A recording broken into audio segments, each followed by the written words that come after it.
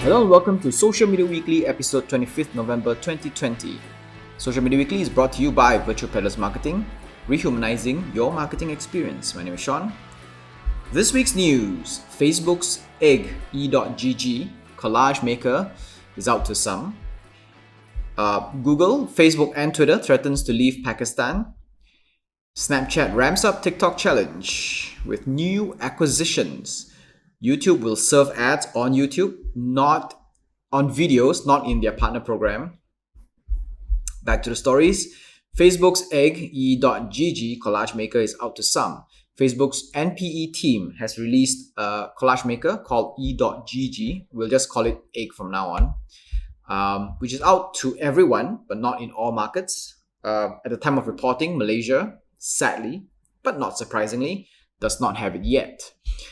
On the surface, egg isn't special by any means. It's as much a collage maker as any other you get in the Play Store or App Store, but there is more. You can use GIFs or GIFs from Giphy or Jiffy, which is owned by Facebook, just been acquired.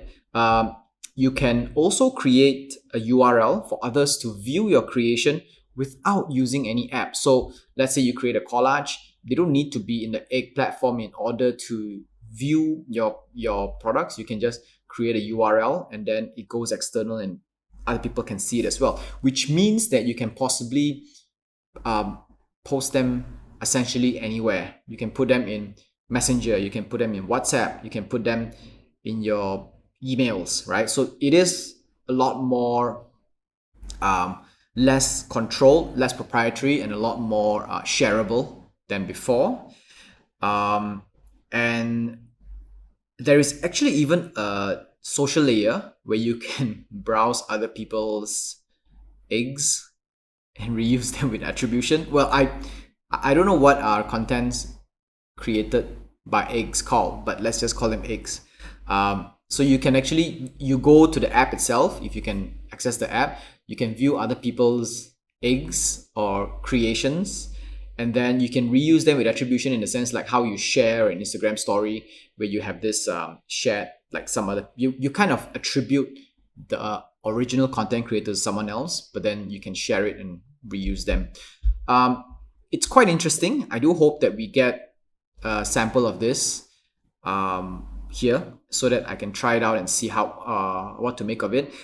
Even as a collage maker itself, it's nice because I know there are a lot of collage makers out there. You know, pull up the App Store and you just look at collage maker and you can find a ton of them. But all of them have ads. All of them are a bit sneaky here and there. And Facebook, for all its tracking services and everything like that, we know Facebook for what it is, right? It is bad for what it is, and it doesn't make it worse or makes it even riskier if you use one additional Facebook app, because they already have everything there is to know about us anyway, right? So yeah, I would love to try it out and see what we can do with it. Google, Facebook and Twitter threatens to leave Pakistan. According to an article by TechCrunch, Pakistan Prime Minister last week granted Pakistan Telecommunication Authority the power to remove and block digital content that pose, quote, harms, intimidates, or excites disaffection towards the government. This actually happened once earlier this year, which we talked about. TikTok actually, they banned TikTok, and then the rest of the social media actually wanted to move out. And it led to the social media companies stating that they would leave the country. They threatened to leave. After that, the nation promised an extensive consultation process with civil societies and tech companies, which never happened. Now they're trying to do this again.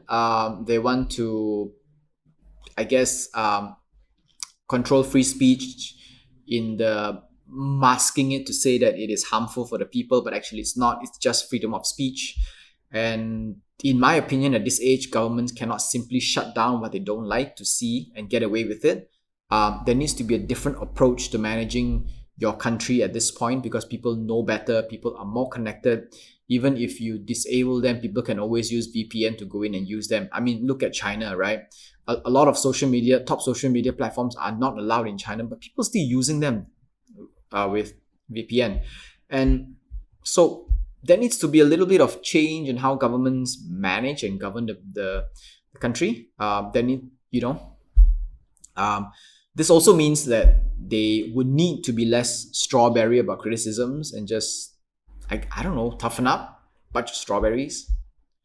Snapchat ramps up TikTok challenge. Soon we will see a ton of social media apps with different names but offering exactly the same functions. Stories, music, chat, and whatever else will come our way. Mark my words, this is what social media is heading towards. You just have Twitter with words and stories, Instagram with feed and stories and TikTok-ish thing. Twitter might launch the TikTok-ish feature. TikTok will probably launch stories.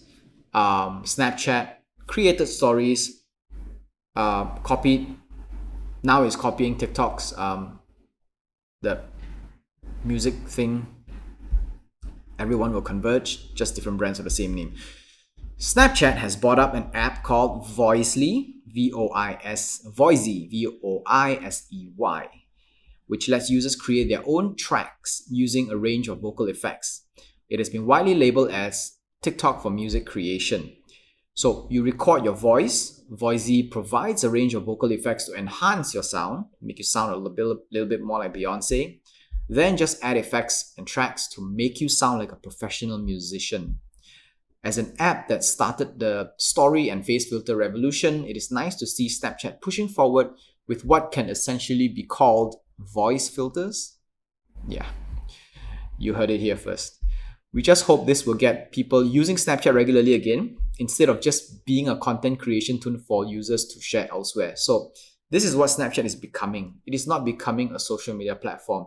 It is becoming a content creation tool. Snapchat has a lot of very advanced tools, face filters and whatnot, right? And with this Voicey version that they're coming up with, the problem is people are creating from Snapchat, downloading them, and then reposting them elsewhere. So at the very least, maybe Snapchat can do a little bit of marketing with it, right? Like what TikTok is doing. At the very end of their videos, there is always this TikTok logo at the bottom right side. Snapchat can do that. Put a watermark somewhere. If you're downloading, exporting it, just put a watermark. So people can still use the content, but at least people know where they come from. And of course, ultimately, we hope that Snapchat hopes that people will actually be using Snapchat for social media instead of a content creation tool, because it's all about the attention, right? The more attention it is in one place, the more advertisements come in, therefore they make money. Snapchat also last week bought a company called Voce, VOCE.ai. I don't know how to pronounce that thing, Voce AI, which is a company that builds AI-based voice assistants for customer support service. Maybe they want to use this app to enhance voice searching in the platform, or maybe they're building their own voice assistant. There hasn't been someone who's building proper voice assistants for a while now. So voice being the future of operating systems, we do hope that this part, the competition, can start to ramp up again, because right now it's just Amazon and Google Assistant, and Google Assistant is good everywhere else. Amazon is just good at shopping. What Siri? Who is Siri? YouTube will serve ads on YouTube will serve ads on videos, not in their partner program. YouTube just updated their terms of service with a key change. They will serve ads even in videos not participating in their partner program. Some of you may be asking, what is a YouTube partner program? YouTube partner program lets creators make money on the platform by allowing YouTube to serve ads. Traditionally, creators can opt out of this program and the company will not show ad to viewers. This is a preferred option for some creators who monetize through other means and want their viewers to have a better ad-free experience when watching the videos. That's not going to happen anymore.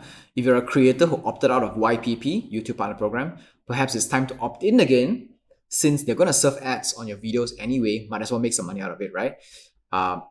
Go ahead and change your terms. Alright, so that's all for Social Media Weekly this week. Social Media Weekly podcast available on Anchor FM, Google Podcasts, Apple Podcasts, Spotify, and more. Our full videos are available on YouTube, and we post bits and clips on Instagram and Facebook. This is Social Media Weekly, episode 25th November 2020. My name is Sean. Stay safe. Au revoir.